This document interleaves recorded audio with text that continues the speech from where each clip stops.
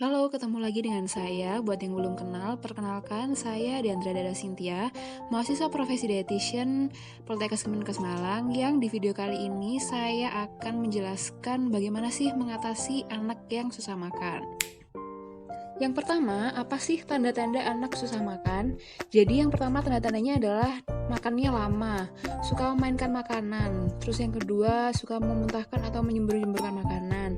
Yang ketiga, menutup mulut rapat atau menolak suapan dari orang tua. Yang keempat, hanya mau makan jenis tertentu saja atau pilih-pilih makanan. Yang kelima, makan terlalu sedikit atau tidak mau makan sama sekali. Yang keenam, cepat bosan terhadap makanan yang disajikan. Dan yang terakhir adalah kebiasaan makan makanan yang aneh. Nah, lalu kenapa sih anak kita tuh susah makan? Mungkin alasan yang pertama adalah anak suka pilih-pilih makanan. Lalu yang kedua, anak sering banget makan jajanan seperti ciki, permen, atau makanan jenis lainnya. Atau mungkin anak sedang demam, lalu ada keluhan mual dan muntah. Atau mungkin kita memberikan makanannya pada saat yang kurang tepat, yaitu mungkin dia emang tidak lapar gitu. Lalu mungkin ada penyakit atau gangguan perkembangan terkait makanan seperti terdapat pada gigi dan rongga mulut. Mungkin biasanya lagi tumbuh gigi, atau mungkin ada penyakit di saluran pencernaan, atau mungkin di saluran pernafasan, atau mungkin sedang sakit lain seperti malaria, jantung, dan lain-lain. Lalu alasan selanjutnya mungkin anak tidak nafsu makan karena dia udah terlalu banyak bermain. Jadi kalau misalnya dia udah hari ini sering banget, udah lama banget bermain, biasanya tuh udah capek, jadi dia nafsu makannya udah turun. Nah, lalu apa sih efeknya bagi anak jika dia susah makan? Kalau misal anak itu susah makannya cuma sehari atau 2 hari karena mungkin sedang tumbuh gigi atau bagaimana, nah itu ibu-ibu tidak perlu khawatir karena efeknya tidak terlalu berpengaruh pada tumbuh kembang anak. Nanti setelah dia udah sembuh atau udah kembali ke normal, nanti nafsu makannya akan kembali ke normal atau biasanya malah meningkat. Namun, jika anak ini susah makan dalam jangka waktu yang lama, ibu perlu berhati-hati karena efek yang muncul bisa berpengaruh pada tumbuh kembang anak. Misalnya, jika anak tidak suka buah dan sayur, nanti dia bisa kekurangan vitamin seperti vitamin A atau mungkin vitamin-vitamin yang lain. Lalu misal anak ini cuma mau minum susu aja, nanti dia bisa kurang darah atau kekurangan zat besi. Atau mungkin anak makan tapi jumlahnya terlalu sedikit. Nah, nanti ini efek jangka panjangnya adalah nanti terjadi kekurangan energi dan protein terhadap anak. Nah, kalau misalnya dia udah kekurangan energi dan protein, efeknya adalah status gizinya menurun.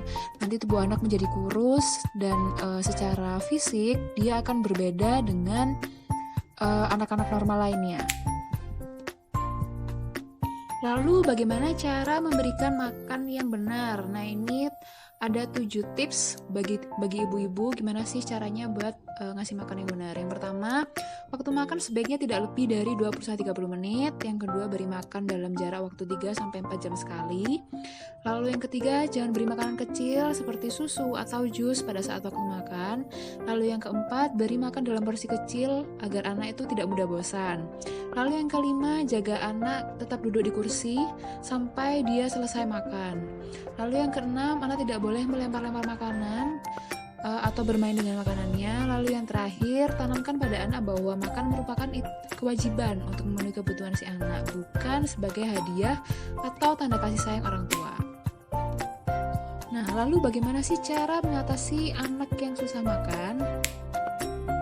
Yang pertama, apabila anak terlalu mengantuk dan sulit dibangunkan saat diberi makan, beri pijatan lembut agar anak bangun dan bisa makan dengan baik. Lalu yang kedua, berikan pujian apabila anak dapat menghabiskan makanannya. Ini untuk memotivasi anak-anak dalam memenuhi jumlah makanan yang sesuai dengan kebutuhannya. Lalu yang ketiga, jika anak terlalu rewel dan sulit diberi makan, ajak anak ke kamar atau ke suatu tempat yang sunyi dan gendong dia selama makan. Lalu yang keempat, misalnya nih anak ibu adalah anak yang suka pilih-pilih makanan. Nah, ini ada 2 tips.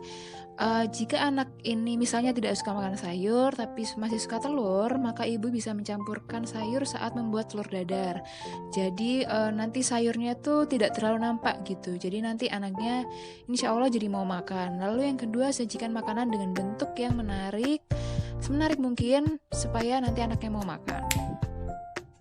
Lalu yang kelima, apabila anak terbiasa mengonsumsi jajanan seperti ciki, permen, atau makanan lainnya, maka bisa diganti dengan makanan ringan yang lebih sehat dan mengenyangkan seperti misalnya puding buah, kemudian roti, biskuit, buah-buahan. Nah, ini tujuannya agar kebutuhan gizi anak juga dapat terpenuhi walaupun dengan jajanan.